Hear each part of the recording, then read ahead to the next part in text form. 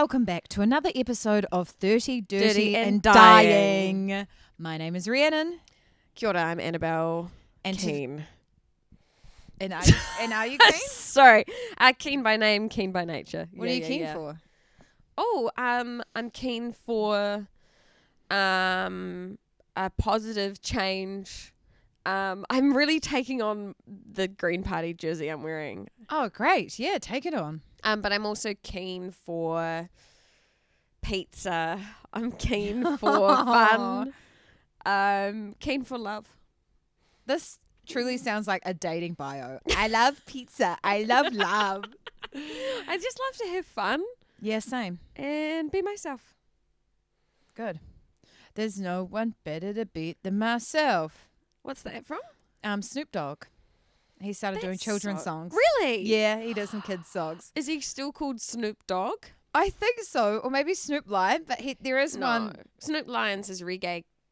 Oh, okay. I think he's Snoop Dogg. Yeah, but he has a beautiful children's song where he goes, "There's no one better to beat than myself." And it's so lovely and wholesome. Wow. God, Yeah. I love that guy. Yeah, same. He rocks. My mum is obsessed with Snoop Dogg. Really? Yeah, she loves him. Like for a long time? Yeah, I think so. She likes his music and she thinks he's a really good person. He is. Yeah. He is a good guy. And I also think he's a really good example of someone who has achieved success while being a raging stoner. Yeah. You know, I think we need more representatives. Something in we the can world. all aspire to. Like Michael Phelps, another representative of the successful stoners community. Didn't know that. Yep. Annabelle, today the big Q is social media. What do we Oif. reckon? Good or bad? If you just had to, okay, broadly, social media, is it good or bad? What do you think? God, I don't know if I can say just good or bad. Okay, well, there's a gun to your head. Is it good or bad? You have to just lock one in. Bad. Yep. Right answer. I didn't know. I hate it. Yeah, I think it's there's so much good in it, and I think the biggest good that it has is that it brings together communities that might have never found each other. You know, very like lonely people who are in maybe a small town or even not a very small town and have sort of niche interests or people who aren't able to leave their house very often. It's a really great way to make friends online. I don't know, but besides that, pretty bad. Yeah, I totally agree with you. And I think like I have some friends who stream a lot on Twitch and they find exactly what you're saying. It's a great way to connect with people and also ways for people. We'll edit this out. I've just basically repeated what you've said. That's okay. But I agree with you. Imitation is the greatest form of flattery, Rhiannon. If you just want to summarize what I'm saying in layman's terms. Or just dub it down. For the dummies out there, thanks, Rhi. You're welcome. I'm a smart girl. You are a smart girl. Were you big on Tumblr back in high school? I did. I was a frequent, I would say I was a lurker. I lurked on Tumblr, but I wasn't super present on my own Tumblr. I followed friends and some people that, you know, just random, I don't know, popular Tumblr users. I followed our friend Laura PB on Tumblr. She has a great, She had a really Queen great of Tumblr. Tumblr. Absolutely. Our friend Kitty, really great Tumblr. She was all over it, really reposting some really cool things. I bet. Some like interesting photos, a collage, a fascinating quote. And then also I followed Melanie Bracewell on Tumblr. Oh, the goat of Tumblr. Meladoodle. Yeah. That's where she got her start in being a comedy icon. Did you follow her? No, I didn't follow her, but I just know this about her. I think you've told me. Yeah. Yeah. Yeah, because for me, it was kind of exciting and then quickly devastating when I found out she was not only a New Zealander, but also just like kind of close to my age and just highly likely to cross paths. Why was it devastating? Because she'd reached a level of fame in my brain and in my heart that I knew meant that I could never be her friend. That's cooked. Is it? You could definitely be her friend. She is a lovely person. Rhiannon, I've had a couple of interactions with her and I've been really weird.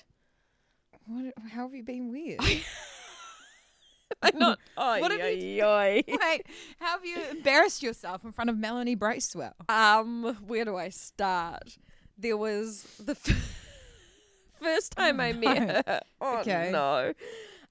So it was my first year living in Auckland, and my first time taking.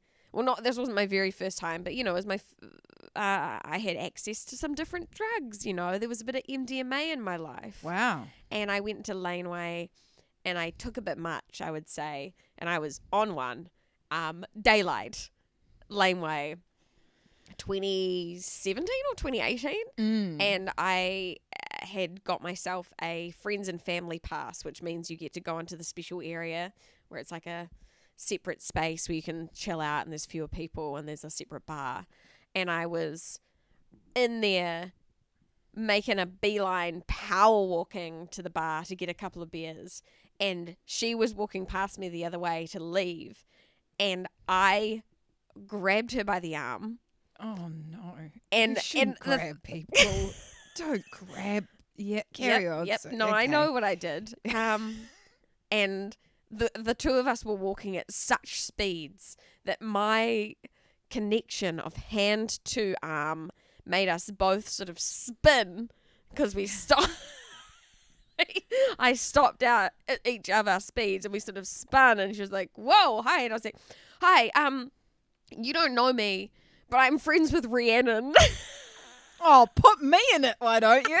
And you're a really big fan. And she goes, "Oh, I'm really sorry. I have to go." And I think maybe she was doing a set, or she was busy. She was walking very fast in the opposite direction. And she was like, "I'm really sorry.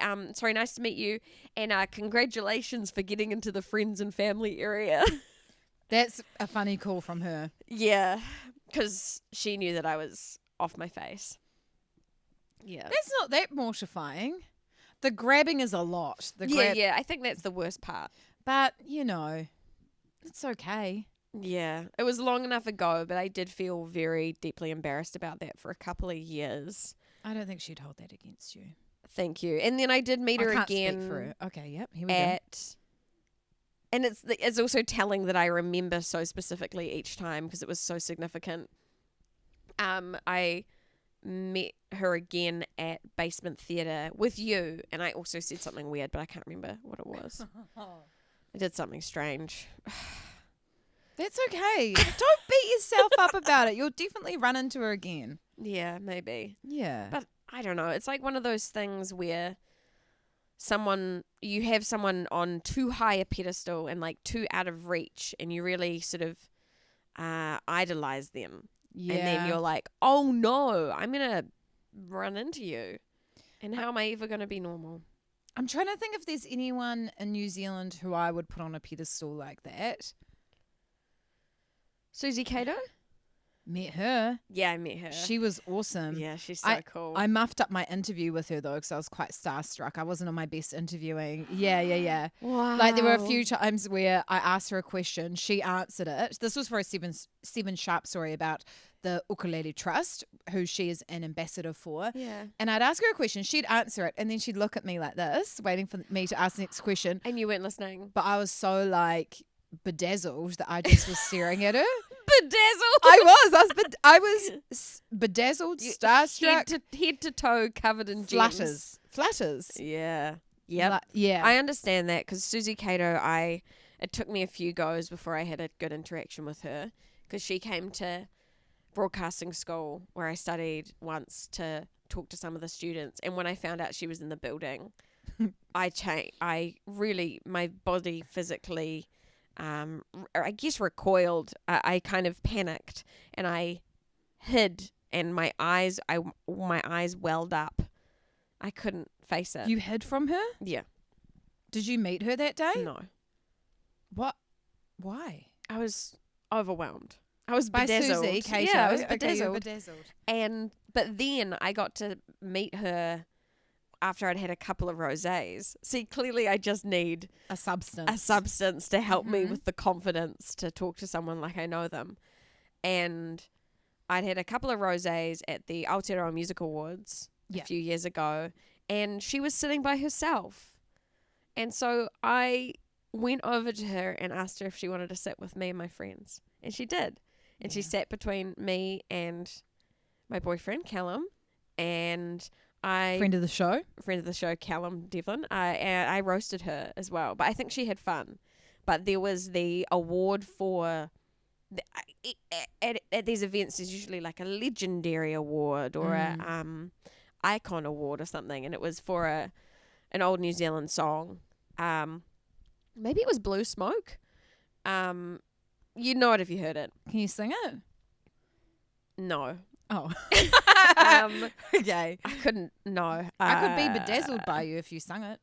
No. Okay. Good boundaries, Annabel. Thank you. With no eye contact. No.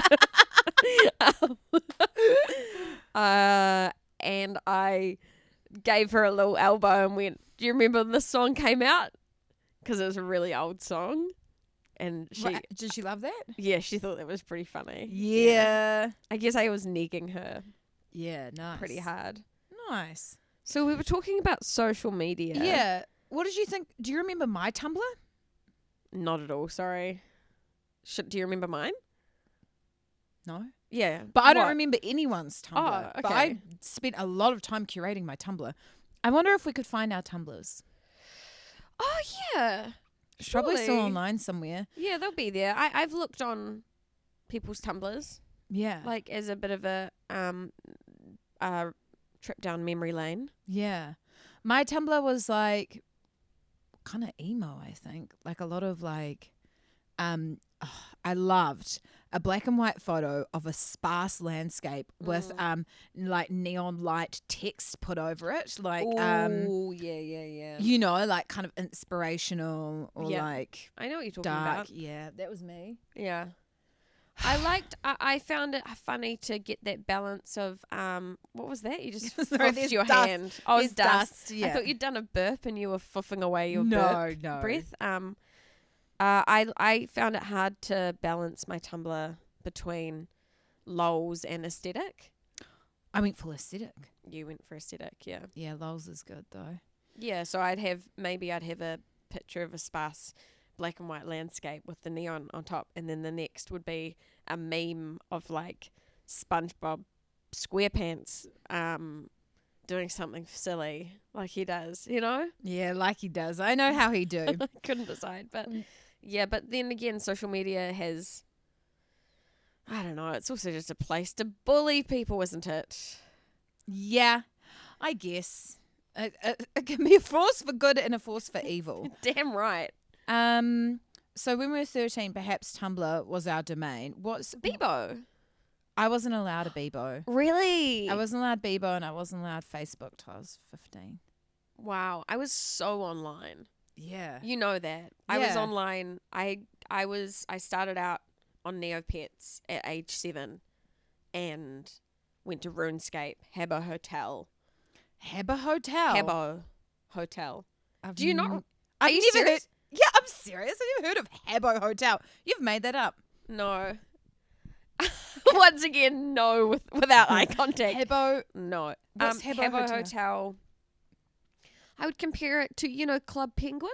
Yeah, I know. Okay, I know Club Penguin. I've been living under a rock. Well, I don't know if you went online, but RuneScape? I was online. I just wasn't allowed social media. So I was doing. You were floating around. Hang on. What is the name of it? Stardoll.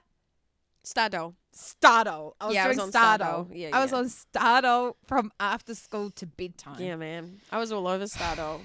Yeah, I used to get kind of turned on by their naked Stardoll bodies. Yeah, fair enough. Yeah. Did you ever get that? I don't know. I think that I was looking at much more risque things online.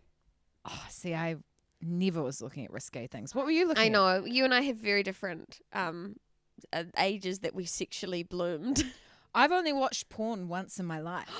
Really? And yeah, and it's because I got into my 20s, and my friend Laura was like, "You've never watched porn?" And I was like, "I've never watched porn."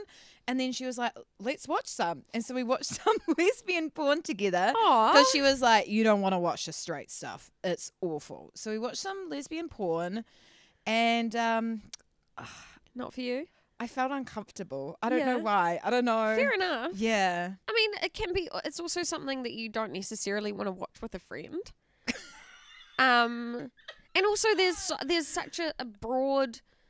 There's a spectrum of porn, you know. Like when I've looked at porn, I haven't really watched porn for ages. Yeah. But I used to, and you have to find what you like, and you have to find. There's like on websites there'll be like porn for women or like artistic porn, which is just like it's not horrendous. Or ethical porn. Ethical porn as well. Yeah. Yeah, my flatmate was telling me about like recommending me some stuff, but I just if you don't want it, then don't. Yeah. You don't need to. Yeah. I was just seeking that stuff out. Yeah. And And a little hey, porn dog. power to you, girlfriend. Yeah. Power to you. What's your go-to social media now? Like, what are you on and what are you most using? Instagram for sure. Yeah. You? Instagram. Mm-hmm. It's not good. Like, sometimes it's awesome. I'm trying to just post to Instagram and not like watch stories, because when I watch stories, I think it makes me feel like my life is incomplete, even though I have a great life. But I've got like 3 friends in Europe, you know. And it seems like everyone's in Europe. Everyone's in Europe. Yeah, everyone is in Europe. I think there's been studies done that shows that even if you are happy in your life, and or say you're like out at a party, you've gone out to dinner with a friend, seeing someone else's life and seeing what someone else is doing will not. It's like people have been surveyed. You don't want to not have what you're doing. You might not want to leave and go and do the other thing, but it'll make you feel less satisfied with what you're doing. Isn't that awful? It is awful. It's comparison. I think it's comparison is the thief of joy. It's so true. But yeah, I get stuck on the reels.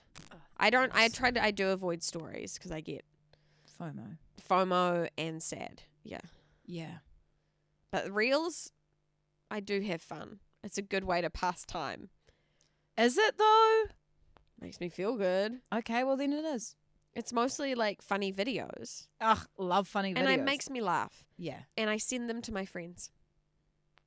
I don't know if you've sent me a reel recently. Oh, free. Or ever. You want to be on my list? Yeah. At the moment, you think I'll like it. I've probably got like 5 people that I send funny videos to. Like I'll send one to the family chat, maybe one to Callum, you know, and then I can include you in that. And I think, would they like this? Yeah. Thank you. You're in. Yes. Finally. Yeah, I know you've been hinting. I just needed you to ask me directly. Yeah. Thank God I did. But I think I do need to use social media for my work. But so do I. But you more so, I think. Yeah. I can keep my social media pretty impersonal, you know? It can be like sports team, the production company as like a brand / like it could be anything, and it's sharing content that we've made. Whereas for you as a comedian and actor, it's like it's you. You have to be you. Yeah. Terrifying. It is. What I do not like about social media is that there are so many different types of social media and they've all got messages. And I'm so bad at replying and keeping up with messages. Oh, the messaging. Yeah, you do. Yeah, you are bad at that. I could be wrong. I feel like you are pretty understanding, or you know that I have some friends who get quite upset and I feel terrible about it. Well, I've moved past that and they just have to learn. They just have to accept it. I think that people think they can change you. Is that what you thought? Yeah, I thought I could change you, and I thought I could make you better at replying. Yeah, I don't know what it is. I see it and I think, got to reply to that, and then I keep doing something else. I don't know. Do you know where this comes from? Do you know why? I think you have a fear. I think it's from fear. What am I afraid of? I think you're scared of responses. I think you're scared of getting into the back and forth. I think so. Yeah. Yep. I think maybe. It comes from, I reckon it stems from texting. I reckon it comes from when you first had a phone. I reckon it comes from that. Those were the days when you had to pay 20 cents to send. Remember how if you had a friend on Vodafone, you're like, I can't text you. I've got no money. Got no money. I got no credit. To spend 20 cents. I just have 500 texts I can send. Yes. Or 2,000 for the popular people. Yeah. Did you need 2,000 texts? Nah. I was just on 500. I was on 500, yeah. I don't know how people send so many. Nah. 500 a month. Yeah. Heaps. I'm going to ask you a question, Annabel, that my friend Courtney asked me, and I think it's really interesting. If you could become like online famous, like have like your Instagram has so many followers and you're an influencer, you're like, you know what I mean? Yeah. Or you could erase every single piece of you that's on the internet and start afresh. So any record of you, any like photos, videos, anything, and start afresh tomorrow, which one would you choose? I don't want either of those. I think they're both exciting. I think they both sound bad to me. Because they both sound great. Because interesting. Okay. Because I don't have any problem with my online presence and what exists of me. I find it really interesting. Like there's a stuff article that was done once that was just like advertising the bar that I worked at, where I did a special cocktail for the thing, and it's like, that's so funny that exists, and it's like embarrassing, but I like it. And then there's, photos I've got of myself, on Facebook of just being, I don't know. No, I don't have anything to hide. I've deleted things. Oh, okay. There were a couple of photos on Facebook that I deleted when I was being a journalist because it was recommended. And then I don't want to be Instagram famous. What did you delete? Oh no. We can just leave that to people's imaginations. The fans will be dying to know. Yeah, you just have to come and talk to me sometime, and maybe I'll tell you. Grab you by the arm, spin you around, and maybe look me in the eye. And maybe you'll tell them. What was the photo you deleted? Yeah, cool. Yeah. But so for you it's hard to choose one because you like the sound of both of them. Yeah, I outrageous. I think probably like 1 million followers. Aren't we different? Yeah. we are different. Yeah. And hey, that's the spice of life. Spice of life, isn't it? Yeah, no, it's good. I think it might be time for some ins and outs. No, you have to explain to me why you would pick. I talked for so long. Oh yeah, but I love hearing you talk. Okay, I would talk. Yeah, I would. Because I think you get more opportunities. I think I'm not very good at it. I would kind of love to be an influencer. I love how people are like, thanks so much, you guys. Shout out to Koto for my new dress. Shout out to Burger King. Drop these burgers in my house.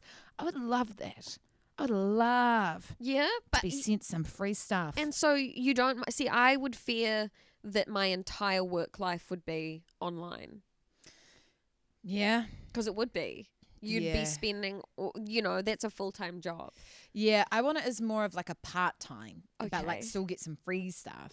I want the perks. But I did audition for an ad recently where they asked for the amount of social media followers I had, and I was like gutted because I don't have that many, and I'm like, man, when you're an actor, ads is how you make the most money. Yeah. There's so a disgusting amount of money to be made in ads. It can set you up. It means that you could It's a house deposit. Exactly. And it could set you up for a year where you could say yes to some low paid stuff or free stuff so that you can just get more work. It's a hack. It is a hack. And how many followers do you have? Oh, I don't know. 4,000, I think. That's pretty good. Thanks. Yeah. Not enough to put it this way. I didn't get the ad. Do you have do you have a public account or private? Public. Good. Yeah. Cool. Yeah. But yeah, that's me. But then you also want to get rid of, you also like the idea of erasing your entire online presence. Yeah. Why? I don't know. I think people who aren't online are cool. Oh, do you know what I mean? I Like when someone's see. like, I've got no social media, I've got no footprint, I don't engage. I'm like, that's cool. But like is that who you are? No. And who's the best person to be? There's no one better to be but myself. Exactly. Thanks, Annabel. You got to be true to yourself, because if you change yourself, then you have to commit to that for the rest of your life. Yeah. And that's that. Yeah.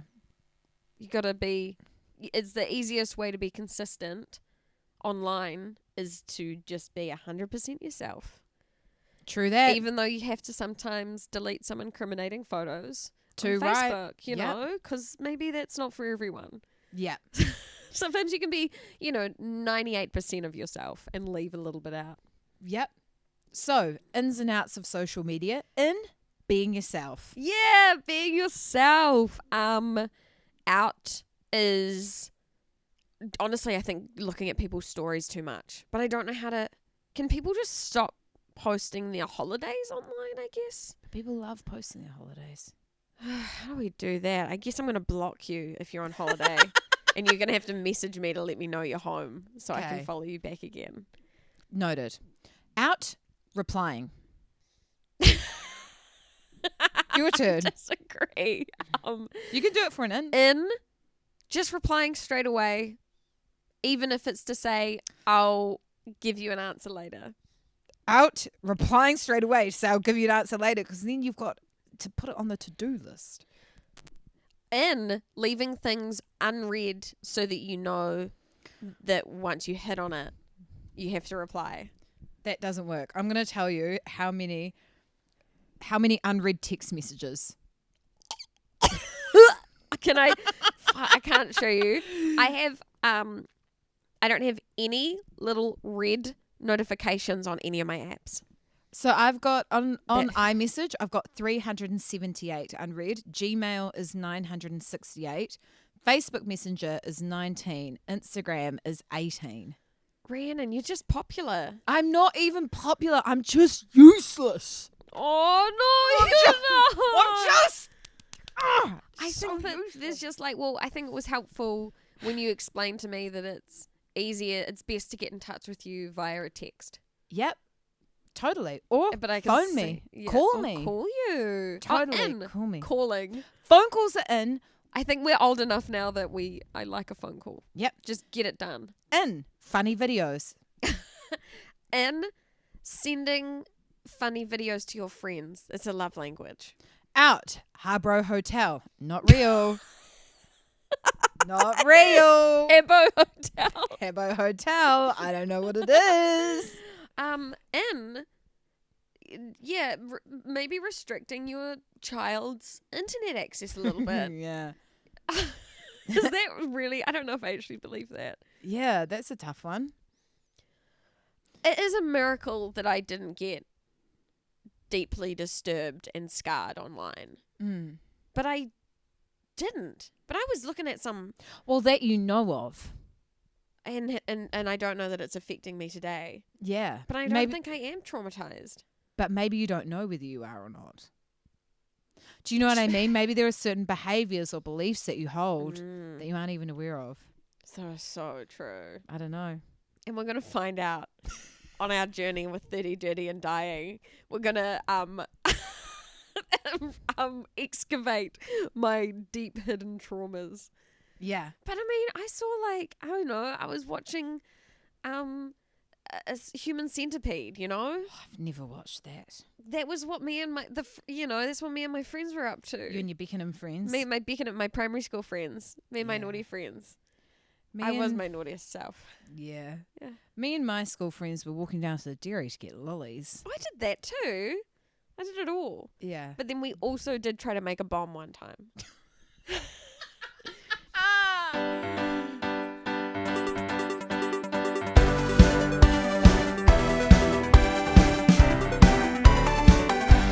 There's no one better to be but myself.